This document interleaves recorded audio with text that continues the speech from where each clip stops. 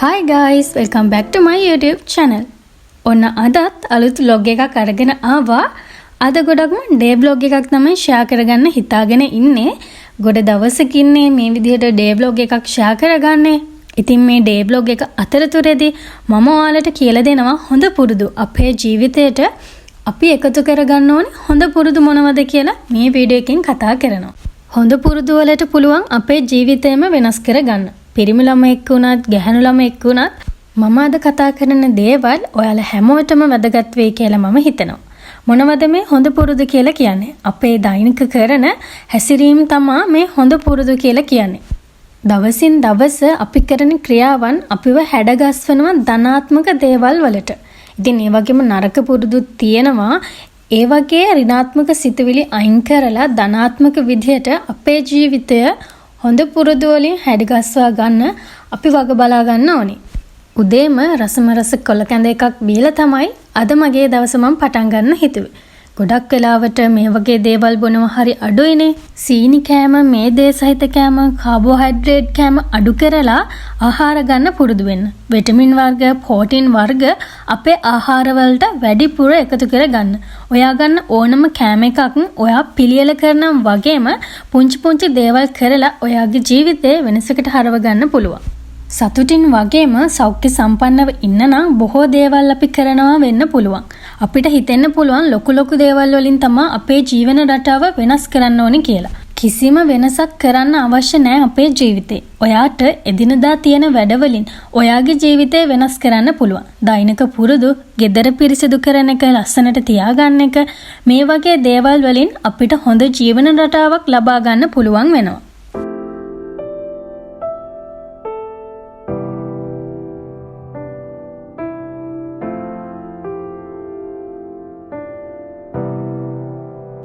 හැම දවසකම වගේ එලිමහනේ සොබාදහමේ සුන්දරත්වය විඳින්න පුළුවන් කෙනෙක් වෙන්න.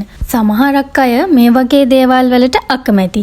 ඉතින් ඔයා ගෙදරට වෙලා ඉන්න කෙනෙක් නම් එලිමහනේ ක්‍රියාකාරකම් වල සහ සොබාදහම සමග සම්බන්ධ වෙන්න පුළුවන්.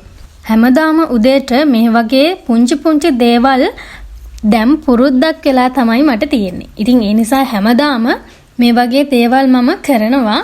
අලුතින් රෝසමල් පැල වගේකුත් ගෙනාවා. ඒවා හිටවන ගමන් තමයි දැන් මේ ඉන්නේ.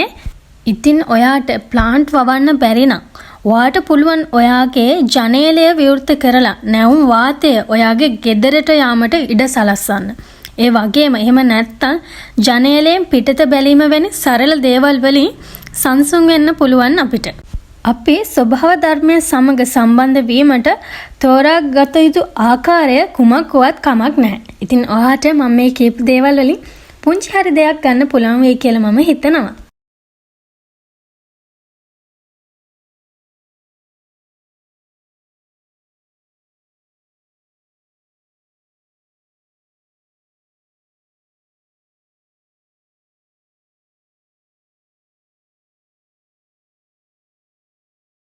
හැම දවසකම උදෑසන ඔයාගේ ඇඳ පිළිවෙලට හදන්න පුරුදු වුණොත් පුරුදු ගොඩනගා ගැනීමට සහ ස්වයං විනයකින් යුක්ත වීමට එක් කුඩා පියවරක් තමයි මේ ඇඳ හදන එක කියලා කියන්නේ. මේ විදිහට පුංචි දේවල් කිරීමෙන් තව බොහෝ දේවල් තියෙනවා. ඉතින් ඒ දේවල් ලබා ගන්නත් අපිට පුළුවන් වෙනවා. බොහෝ වෙලාවට සෝෂල් මීඩියා වල නිතරම අපි පරීක්ෂා කරනවනේ. යාළුවෝ එක්ක, පවුලේ නෑදෑයෝ එක්ක chat කරනවා වගේම නිතරම ෆෝන් එකේ ඉන්න කෙනෙක් නම් log off වෙන්න වෙලාවක් හදා ගන්න. තිර කාලය අඩු කළ විට ඒ ඔයාට වෙනත් දෙයක් කරන්න ඉඩ සලසලා දෙනවා. ෆෝන් එකේ එල්ලීගෙන හිටියොත් අපිට වෙන වැඩක් කරන්න හිතෙන්නේ නැහැ නේද? ඒ වෙනුවට අපිට පුළුවන් ගෙදර දොරේ වැඩක් කරන්න යෙදෙන්න. නැත්තම් පොතක් කියවන්න. ඉතින් මේ වගේ දේවල් අපිට කරන්න පුළුවන්. නිතිපතා කියවීමේ ප්‍රතිඵල විවිධාකාරයි. වැඩි දියුණු කළ දැනුම වඩා හොඳ නිර්මාණශීලී සහ ආතතිය අඩු කරනවා. හැම දවසකම වගේ පොතක් තෝරාගෙන කියවීමට හැම දවසකටම මිනිත්තු කිහිපයක් කැප කරන්න. ඉතින් ඒක ඔයාලට කරන්න බැරි කමක් නැහැ. දිනකට පිටුවක් වුණත් කමක් නැහැ. අහලා තියෙනව නේද කියවීම මිනිසා සම්පූර්ණ කරයි කියලා.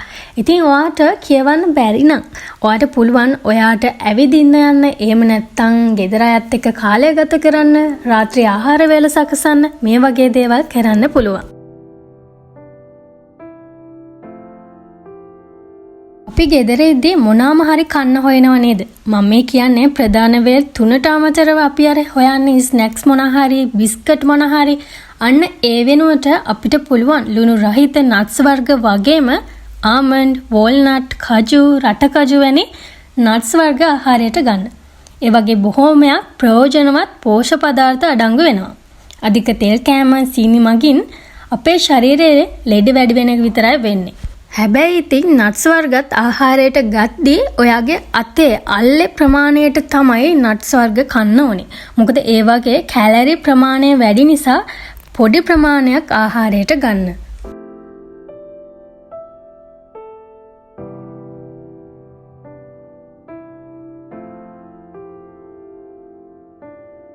අපි ගොඩනගා ගන්න ඕන හොඳ පුරුද්දක් තමයි ආදරණීයන් සමග කාලය ගත කරන එක. එතකොට අපිට ප්‍රීතිමත් ලෙස සෞඛ්‍ය සම්පන්න ජීවිතයක් ලබා ගන්න පුළුවන් වෙනවා. ඒ වගේම තමයි ශක්තිමත් සම්බන්ධතා ගොඩනගා ගැනීමට පමණක් නෙමෙයි මානසික ආතතිය අඩු කරගන්නත් පුළුවන් අපේ පවුලයත් එක්ක එකට ඉද්දි. අපේ සමීපතයන් සමග කාලය ගත කිරීමෙන් හිනාව, ආදරය, අවබෝධය වැනි අවස්ථා භුක්ති විඳින්නත් පුළුවන්. ගොඩක් වෙලාවට අද කාලේ මේ වගේ දේවල් කරගන්න වෙලාවක් නැහැ. එක එක්කෙනාගේ රාජකාරීත් එක්ක මේ විදිහට එකට හම්බෙන්න තියෙන අවස්ථා හරිම අඩුයි. ඉතින් ඒ වෙලාවට පුළුවන් තරම් ඔයාලගේ කාලය පවුල වෙනුවෙන් වෙන් කරන්න.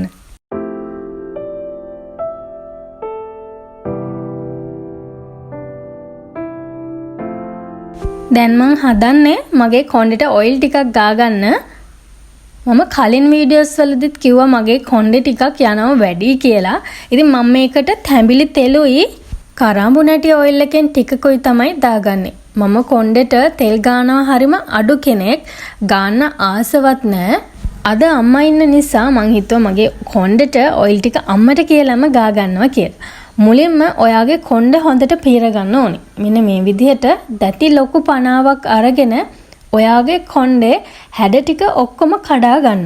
එතකොට හරිම ලේසියි ඔයිල් ටික ගා ගන්න වගේම නැත්තම් නිතර කොණ්ඩේ හැඩ වුණොතින් අපේ කොණ්ඩේ කැඩෙනවා. කොණ්ඩේ යන්න බලනවා. මෙන්න මේ වගේ දේවල් වෙනවා. තියෙන කොණ්ඩෙත් පරිස්සම් කරගන්න පේ ළමයි. ඉතින් ඒ නිසා ඔයාලත් ওই විදිහට ඉස්සල්ලාම හැඩ ටික අයින් කරගන්න ඔයාගේ කොණ්ඩේ.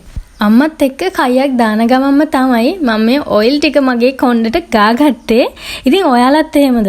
අපේ ජීවිතවල අපි ගොඩනගා ගන්න ඕන හොඳ පුරුදු ගැන මම අද ඔයාලත් එක්ක කතා කරේ. හැමෝටම නිහතමානී කෙනෙක් වෙන්න.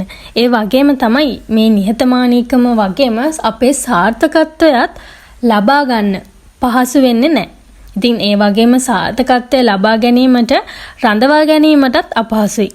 අපේ ජීවිතවල අපි ලබා ගන්න අත්දැකීම්, ඉගෙනීම මිනිසුගේ සීමාව පුළුල් කරන ප්‍රධානම මෙවලම් දෙක. ඕනම මිනිසෙක්ට සහජයෙන් ලැබෙන හැකියාවන් තියෙනවා. නමුත් ඒ හැකියාවන් හඳුනාගන්නේ නැහැ. ඒ වගේම ප්‍රයෝජන ගන්නෙ නැහැ. ඉතින් ඒ වගේම ප්‍රයෝජන ගන්න ස්වල්ප පිරිසක් තමයි අපි අතර ඉන්නේ. හොඳ මිනිසෙක් විදිහට සමාජයේ ජීවත් වෙන්න නම් කුඩා අවදියේ ඉඳලා දෙමව්පියන්, ගුරුවරුන්, වැඩිහිටියන්ගේ ලැබෙන අවවාද ආදර්ශමත් වගේම ජීවිත කාලයේ පුරාවටම ලබන අත්දැකීම්ද උපකාරී වෙනවා. ඒ වගේම තමා දැනුම වර්ධනය කරගන්නත් පොත්පත් කියවන්න, දේශනවලට ඇහුම්කන් දෙන්න, මේ වගේ සංවේදන මාධ්‍ය දැනුම ලබා ගැනීමෙනුත් යහපත් ගුණධර්ම පුරුදු කරගන්න පුළුවන් වෙනවා. ඉතින් විශිෂ්ට පුද්ගලයෙක් වන්නට අපිට මේ දේවල් කළදින් පුළුවන්. ඔයිල් ටික ගාලා තියෙද්දිම මං අර උදේ කියපු පොත ටිකක් කියවන්න පටන් ගත්තා. හොඳ පුරුදු අපේ ජීවිතවල ගොඩනගා ගන්නවත් එක්කම පරිසරයට ආදරය කරන්න, රැක බලා ගන්න. ඉතින් අපේ ජීවිතයේ ආලෝකය වීමට අත්‍යවශ්‍යම දේවල් ටිකක් තමයි ඒ. ස්වභාව ධර්මයෙන් කෙනෙකුගේ කුසලතා වර්ධනයට බොහෝ දේවල් ලැබෙනවා. ඒ යහපත් මිනිස් සිතුවිල්ලෙන් පිරුණු පිවිතුරු හදවතක් තියෙන මිනිසෙක් වෙන්න අපිට පුළුවන් වෙනවා. ඉතින් ඔන්න ඔය විදිහට තමයි මම අද මගේ දවස ගත කරන්නේ. තව ඉස්සරහට බලන්නකෝ මම මොන වගේ දේවල්ද කරන්න කියලා.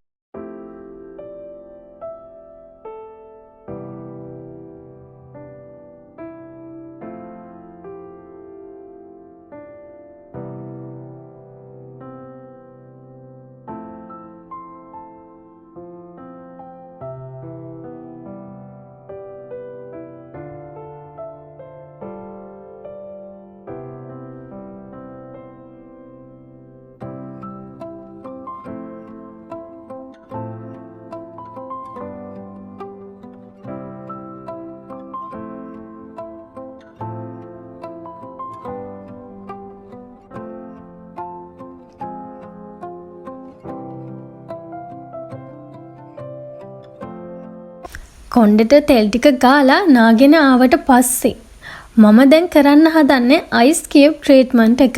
මගේ මූණේ පිම්පල් එකක් දාලා තියෙනවා ඔයාලට පේනවා ඇති. දැන් දවස් 3ක වෙලේ ඉඳන් මම මේ අයිස් කියුබ් ට්‍රීට්මන්ට් එක කරනවා. දැන් නම් යම් තාක් දුරට මගේ පිම්පල් එක අඩු වෙලා තමයි තියෙන්නේ. මම හරිම අකමැති මගේ මූණේ පිම්පල්ස් දානවට. ඉතින් 100% අපිට අපේ ස්කින් එක පර්ෆෙක්ට් විදිහට තියාගන්න බෑ. අනිවාර්යෙන්ම පිම්පල්ස් එනවාමයි. මම හිතනවා ඒ දේ ඔයාලටත් එහෙමයි කියලා. ඔයාටත් ඔයා වෙනුවෙන් දවසක් වෙන් කරගන්න. ඔයාලට පුළුවන් ඉරිදා දවසේ පුංචි කාලයක් ඔයා වෙනුවෙන් වෙන් කරලා තියාගන්න.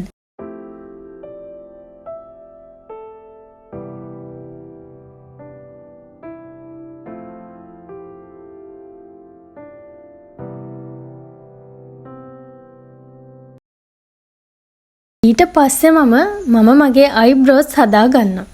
ගෙදරම තමයි මම මගේ අයිබ්‍රෝස් හදා ගන්නෙ. මට ඕන විදිහට මට ඕන හැඩයකට මගේ අයිබ්‍රෝස් දෙක හදා ගන්න පුළුවන්.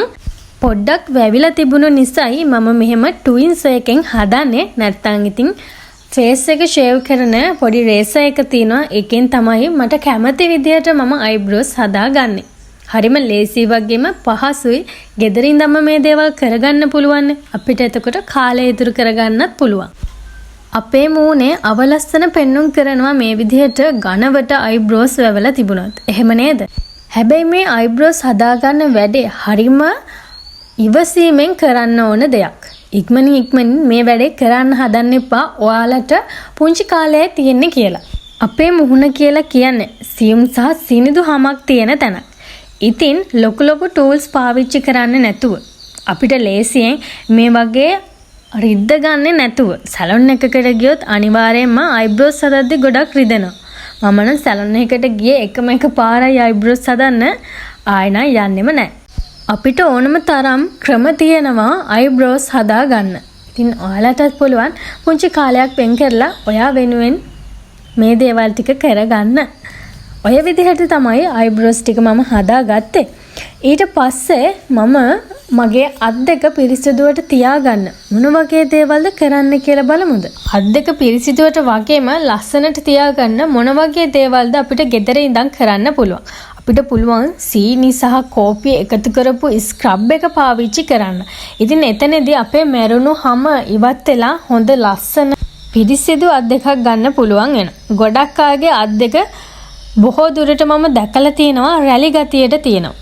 ඉතින් එහෙම තියාගන්නේ නැතු හොඳ මොයිස්චර් ගතියට අපේ අත් දෙක තියාගන්න පුළුවන් මේ දේවල් කළොත්. අනිවාර්යෙන්ම ඔයා හෑන්ඩ් ක්‍රීම් එකක් පාවිච්චි කරන්න ඔයාගේ අත්වලට. අපි ගොඩක් වෙලාවට අපේ අත් දෙක ගැන හිතනවා හරිම අඩුයි. අපේ මුහුණ ගැන තමයි ගොඩක් වෙලාවට අපි හිතන්නේ. ක්‍රීම් වර්ග පාවිච්චි කරනවා, එක එක දේවල් පාවිච්චි කරනවානේ අපේ මූණට. අත් දෙක ගැන බොහොම සුළුවෙන් තමයි හිතන්නේ. අත් දෙක පිරිසිදුවට තියාගන්න, හොඳ මොයිස්චර් ගතියට තියාගන්න, ලස්සනට තියාගන්න මේ වගේ පුංචි දේවල් අපිට කරන්න පුළුවන් වෙනවා. ඉතින් ඔයා උයන කෙනෙක් නම් නිතරම අත් දෙක පිරිසිදුවට තියාගෙන අනිවාර්යෙන්ම හෑන්ඩ් ක්‍රීම් එකක් පාවිච්චි කරන්න. එතකොට අපිට හොඳ මොයිස්චර් ගතියට අපේ අත් දෙක ලස්සනට තියාගන්න පුළුවන් වෙනවා. ගොඩක් වෙලාවට මම මගේ මූණට සීරම් වර්ග තමයි පාවිච්චි කරන්නේ. සීරම් වර්ග අපේ මූණට ඉක්මනින් උරා ගන්න නිසා හොඳ ග්ලෝවින් ක්ලියර් ස්කින් එකක් ගන්න පුළුවන් වෙනවා. මම හරිම ආසයි මේ විදිහට සීරම් වර්ග නිතරම පාවිච්චි කරන්න.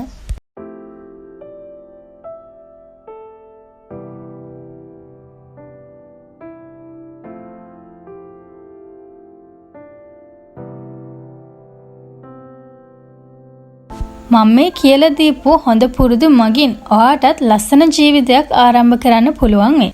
ඔන්න ඔය විදිහට දවසක් ගෙවෙන ගමන්ම මම මේ වීඩියෝ එක එන්ඩ් කරන්න තමයි හදන්නේ.